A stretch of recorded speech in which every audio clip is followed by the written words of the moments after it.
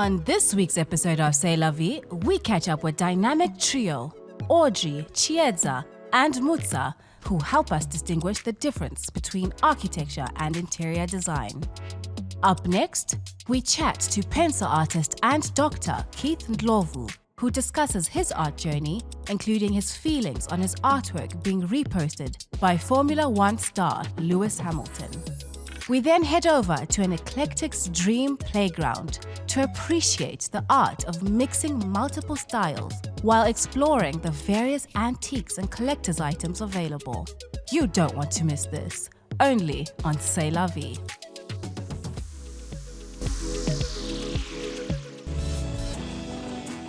Hey guys, welcome to a segment on interior architecture and design with your favorite design trio.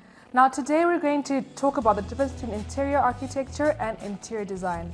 A lot of people confuse the two. Now interior design is not what everyone thinks it is. There's a lot that comes into it, and that is interior architecture basically.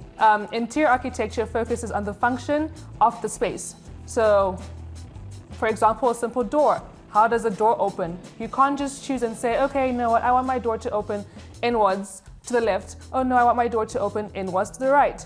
You have to think of the space. How much space are you going to occupy by placing the door where you're placing it one, and how you're going to open it?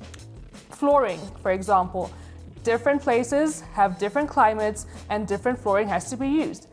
I'll give an example. You can't be in a place that's extremely hot and have flooring that will basically radiate heat. And without an interior architect, I promise you, your space might not turn out to be as functional as you think it is. Absolutely. Interior design is actually the enhancement of the space, using different textures, different elements, different materials, furniture. So you have your interior stylists and interior decorators come in and look at a space and then bring life to the space.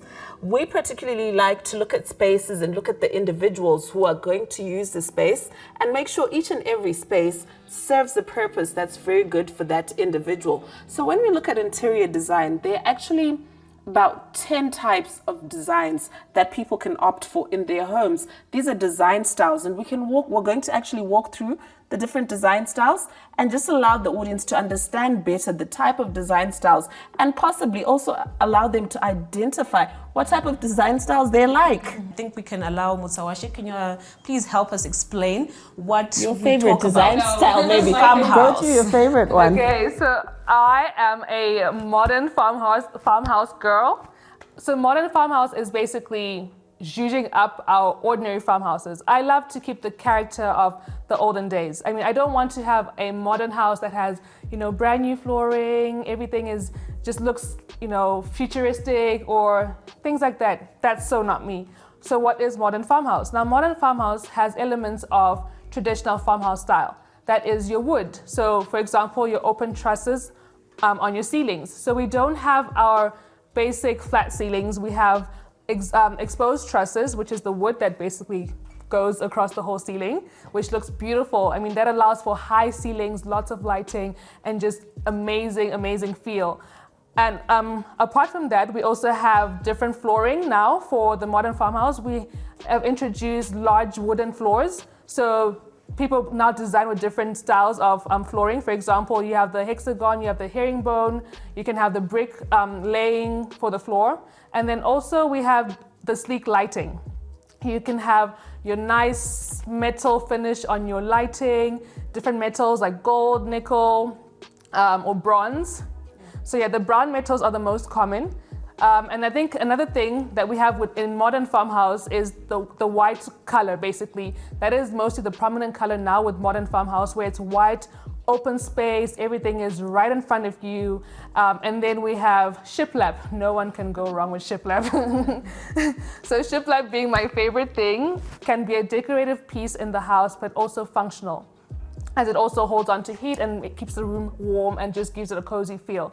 I think the last point I'll give is that with modern farmhouse now, when you walk in, it is, what can I call it? Cozy, livable. Yes, cozy, livable. Livable, and let's not forget our barn doors, our favorite barn doors. I'm more a city girl. I love modern luxury.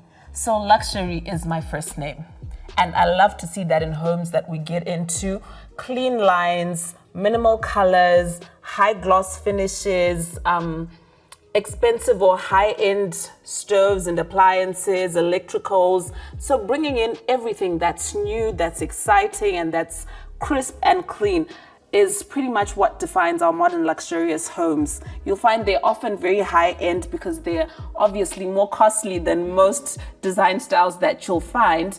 And lately what we've also found is there's a combination that's come in where you have modern luxury homes being combined with contemporary. So what do we mean when we say contemporary designs? Basically, we're saying what is in fashion, what is going. So it's not a specific design style, but it's an ever-evolving design style. So say people are buying certain type of sofas. Right now we have day beds. Those are really in everywhere. Everybody wants a day bed in their office or in their living room.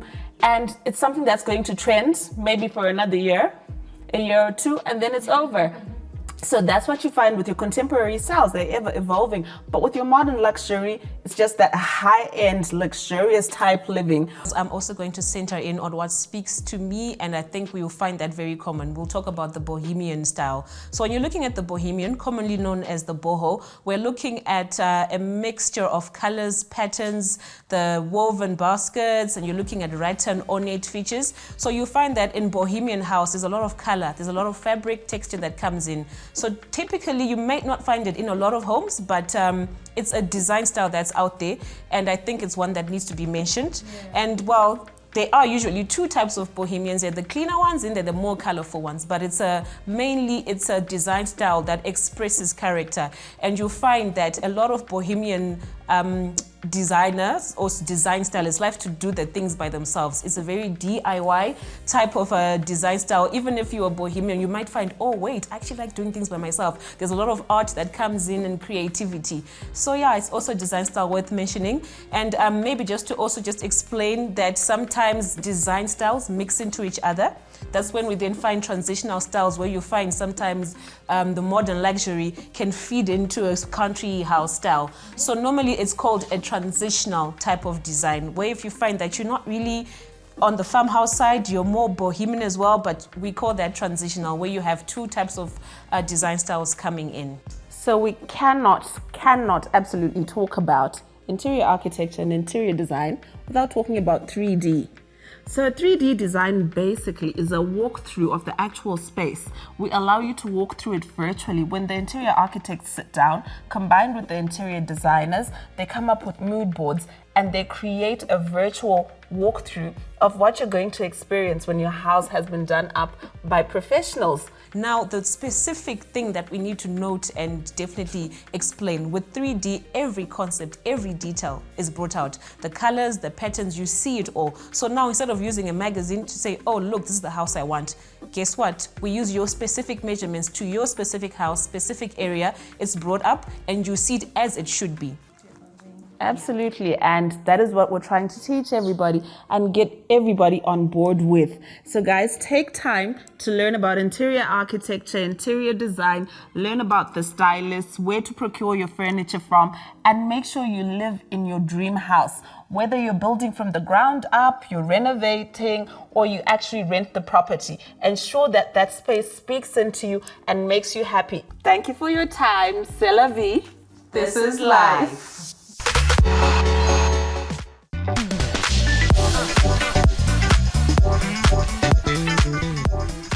We chat to pencil artist and doctor Keith Ndlovu, who discusses his art journey, including his feelings on his artwork being reposted by Formula One star Lewis Hamilton. I grew up in a small town called Wange in Matabeleland North. That's where I grew up. And that's where I did my primary school. Then I did my high school at Falcon College in Eskodini. And then I went to university at the University of Zimbabwe. So I'm the second born actually of 4 kids. So I've sort of always been the smart kid, the boffin, if you'd like to call it. So I don't ever remember not being in the top 3 in class ever since I was in primary school and high school. And then I went on to the University of Zimbabwe, started studying medicine. That's where I then fell in love with art. So my art journey began, I would like to say it began in second year when I was at the University of Zimbabwe. It was more of a stress reliever. Because, medicine can get a bit hectic, medical school can get a bit hectic. So I would use art to sort of relax and recover from the ward rounds and the dissections. And that's how it started. And then I've got a friend, her name is Tafadzwa. She's also a medical doctor. When we were in second year, she then suggested, you know what, why don't you start charging for these portraits? And that's where I think the journey began, because people would pay for my work and that would sort of put pressure on me to deliver. So I put a lot of effort in improving my work and making sure that the clients are happy. So it's been about 4 or 5 years now. I think everyone is an artist. It just depends whether or not you actually take the art out of you, because I think everybody has the ability. I think if you can write a sentence with a pen, you can draw, you can make art. I like doing portraits. I like doing drawings of human beings, of faces. So for me, it's more to do with the detail. I aim to capture the soul of the person and translate that onto the paper. So for me, getting all the details correct, drawing in all the creases, that in itself is really fulfilling. And I would say that's what motivates me and motivates my art. It's difficult juggling between being an artist and being a medical doctor, because I started when I was still in medical school, so time was a very, very big issue, because after lectures or after the ward rounds or after work, I'm usually tired. So it's really difficult to sort of find slots when I'm free, because I usually just work on my art when I'm free from work or from school. So it's been really difficult to juggle the two. But I guess it comes with having to sacrifice things like going out and watching movies. And so it's either I'm at work or I'm working on a piece. So I'm working on a piece or I'm at work. Okay, what I love about being a doctor would be, seeing patients come in, in the worst of states. And we then do our management as the team of doctors and nurses and so on. And the joy and the happiness you see in the patient when the patient recovers, when you're discharging the patients, the happiness you see on the relatives' faces when you actually finally discharge the patient and the patient's recovered is really fulfilling. And that's probably the best part about being a doctor. And I'm just lucky that I get to experience that every day. My family's been really, really supportive of my art journey. Although there was a period when my mom was really concerned about whether or not the art would, sort of get in the way of my studies. But for the most part, they were really, really supportive, and I'm so grateful for that. So my favorite pieces, I think at the top, it would be my piece of Lewis Hamilton. First of all, because I think it's the best looking piece. I took the most on that piece compared to the other pieces I've done. And the reaction the piece got on Instagram, Facebook and Twitter, it was really, really great. So I think for that reason, it's probably one of my best pieces. And he posted it actually. So for me, that was a piece that was really special, and I think it got my name out there. COVID-19 was difficult for everyone, especially with the lockdowns. So when COVID first hit, I was still a student, so it really affected our studies, as I was supposed to finish my studies in 2020, but I ended up finishing them in 2021. So that was a very difficult period for me and also everyone else. And the lockdowns, not being able to see family, whether you should see family or not, because you might think you've got COVID. And so it was difficult in that regard. But then for the art, it was really great, actually, because almost everybody was spending time at home. So more people would spend time on social media, and I actually got the most orders for my work during COVID. And I think it's because people had more time to sort of connect with social media. This is what I would advise young adults. I get a lot of questions, and a lot of young adults, that want to be artists. It's mainly those wannabe artists. And I've met a couple who actually have asked me this question, should I give up my studies for art? Is art stable? Can I make a living from art? And my answer is yes, you can. all right, but it's very, very unstable. Even if you get a big audience, it's a very unstable source of income. So most of the time when I post my work, you get a lot of likes, a lot of retweets, and a lot of comments, but it doesn't always translate to money in the pocket. Ever tried? Ever failed? No matter. Try again, fail again, and fail better. It's my favorite quote because it speaks to trying and trying again until you get it right. It speaks to perseverance and, just keeping on. That's what I live by, and I think it's a good way to take on life. Zimbabwe has taught us to hustle, we can complain things are not moving well, this and that, but I think Zimbabwe has really taught us to think outside of the box and to sort of make things work even when things are, upside down. So I would say that's what I really, really love about being Zimbabwean.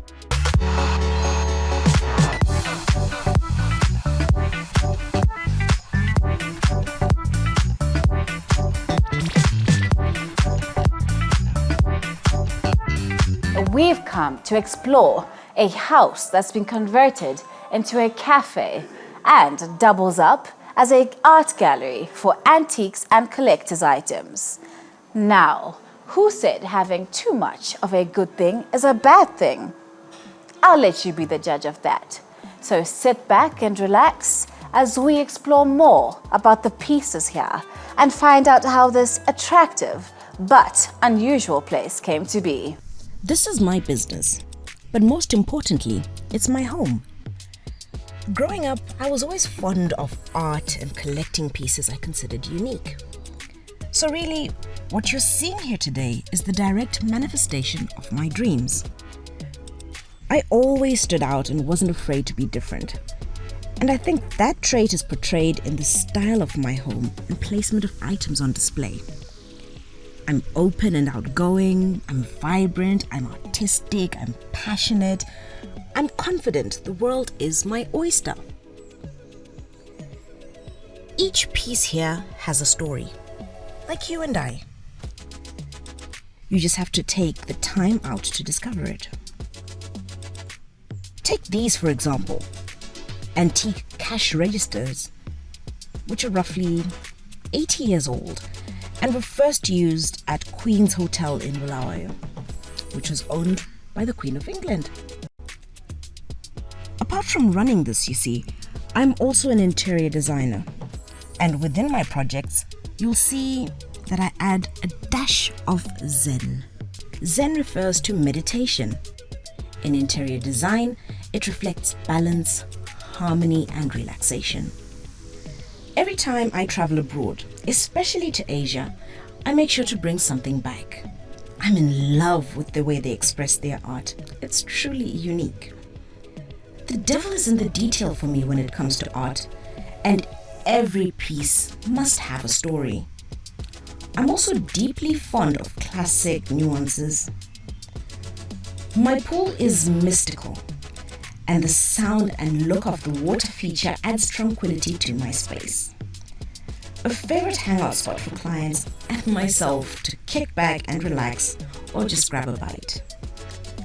I think the more artsy clients love it too, because it makes for a pretty cool photo spot. My setup is different, but it's right for me. It's my lifestyle, and I'm glad I get to share my experiences with anyone and everyone that visits my sanctuary. There's a saying that goes, share your life with others and you'll live a joyful life. And that couldn't be more true. Have a chat with my friend Albert and see for yourself. Some of the things which are here, you cannot find them anywhere. Everything unique.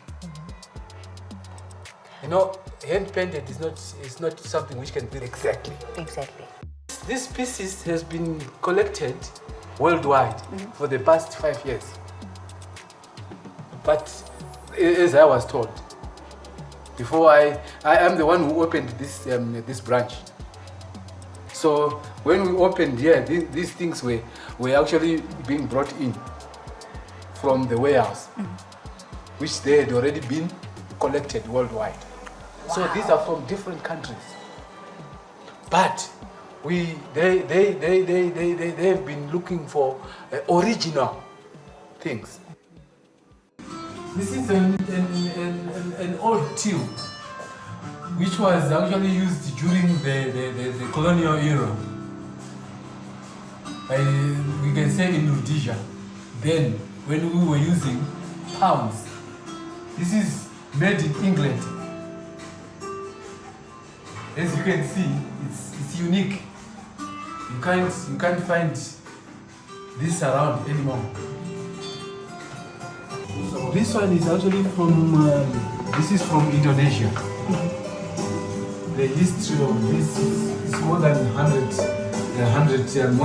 years, and it's a traditional of the Indonesian people. That's right.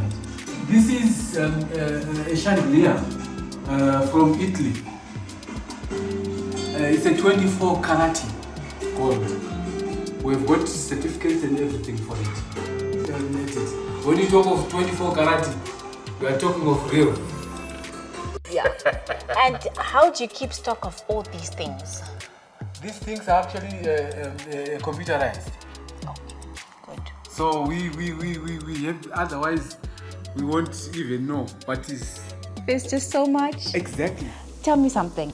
Is this hoarding a little bit? Would you classify it as that? No. Because there's just so much. Yes, but every What do piece you call it? is one of its kind. And that's what a hoarder would say.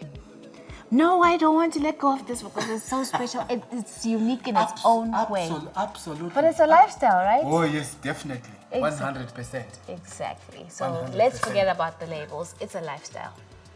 I agree with you. Each piece has a story, like you and I. You just have to take the time out to discover it. I love all the pieces. I can't single out one. Selling them is always difficult because it's like parting ways with a little part of me. But this is business, and too much of a good thing needs to be shared or monetized. I've been friends with this gem for over 33 years. First thing I like about it is the feeling. That's what makes me